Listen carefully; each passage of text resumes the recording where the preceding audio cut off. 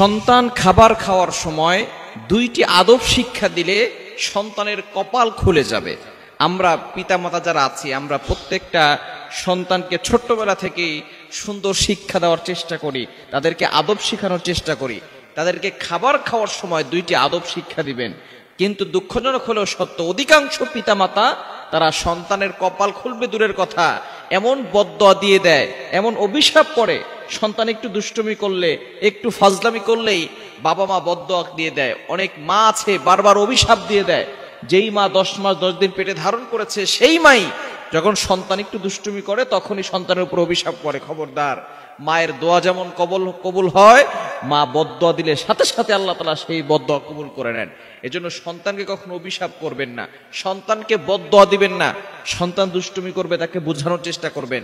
বিশেষ করে খাবার খাওয়ানোর সময় যদি আপনি দুইটি আদব শিক্ষা দিতে পারেন, তাহলে ওই সন্তানের কপাল খুলে যাবে। নাম্বার 1 নাম্বার হচ্ছে, আপনার ছোট্ট বাচ্চা যখন খাবার খাবে, তার খাবার যদি তার প্লেট থেকে অথবা যেই বাটিতে খাবার খাচ্ছে সেখান থেকে যদি পড়ে যায়, তাহলে তাকে সেই খাবারটা উঠিয়ে খেতে বলবেন। এটা হচ্ছে অপচয় করা থেকে আপনার সন্তান শিক্ষা নিবে, আদব শিক্ষা নিবে যে অপচয় করা যাবে না। ওসমান রাদিয়াল্লাহু তাআলা আনহু সবচেয়ে বড় ধনী সাহাবী ছিলেন। ওসমান রাদিয়াল্লাহু তাআলা আনহু একবার নবীজির কাছে গিয়ে বলেন, ইয়া রাসূলুল্লাহ, ইয়া হাবিবাল্লাহ, আমাকে এমন কিছু বলে দেন যাতে করে আমার সম্পদ কমে যায়। ওসমান রাদিয়াল্লাহু তাআলা আনহু এই কথা বলার পরে নবীজি সাল্লাল্লাহু আলাইহি ওয়াসাল্লাম বললেন, তুমি উটের পিঠে খাবার খাবে।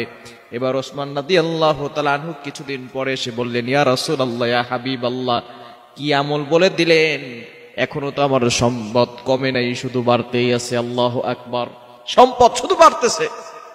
নবীজি বলেন, ওসমান, তুমি যখন খাবার খাও উটের উপরে উঠে, তখন যদি খাবার নিচে পড়ে যায় তখন তুমি কি করো? বলে, সেই খাবার যখন নিচে পড়ে যায় আমি উটের উপর থেকে নেমে তারপরে খাবার সেটা উঠিয়ে তারপরে আমি খেয়ে ফেলি, আমি অপচয় করি না। নবীজি সাল্লাল্লাহু আলাইহি সাল্লাম বলেছেন, তুমি যে অপচয় করো না, আল্লাহর শুকরিয়া আদায় করো, এজন্যই আল্লাহ তাআলা তোমার সম্পদকে আরো বাড়িয়ে দিয়েছেন। সুতরাং সন্তানকে অপচয় করা থেকে দূরে সরিয়ে রাখবেন। সন্তান যদি অপচয় না করে, আল্লাহ পাক রব্বুল আলামিন যেভাবে ওসমান রাদিয়াল্লাহু তাআলা আনহুকে ধনী বানিয়েছেন, আপনার সন্তানকেও ধনী বানাতে পারেন। আপনার সন্তানকে অবশ্যই অপচয় করা থেকে দূরে সরিয়ে রাখবেন এবং আমরা সবসময় চেষ্টা করব অপচয় যাতে করে আমাদের দ্বারা না হয়ে যায়। সুতরাং 1 নাম্বার, খাবারের সময় আপনি আপনার সন্তানকে যে আদব শিক্ষা দিবেন সেটা হচ্ছে অপচয় না করা। খাবার নিচে পড়ে গেলে সেটাকে উঠিয়ে খাওয়া, এই শিক্ষা আপনার সন্তানকে দিবেন। নাম্বার 2, দ্বিতীয় নাম্বার হচ্ছে খাবার শুরুতে বিসমিল্লাহ বলা। কেননা যেই খাবারের শুরুতে বিসমিল্লাহ বলা না হয়, সেই খাবারের ভিতরে শয়তান প্রবেশ করে এবং শয়তান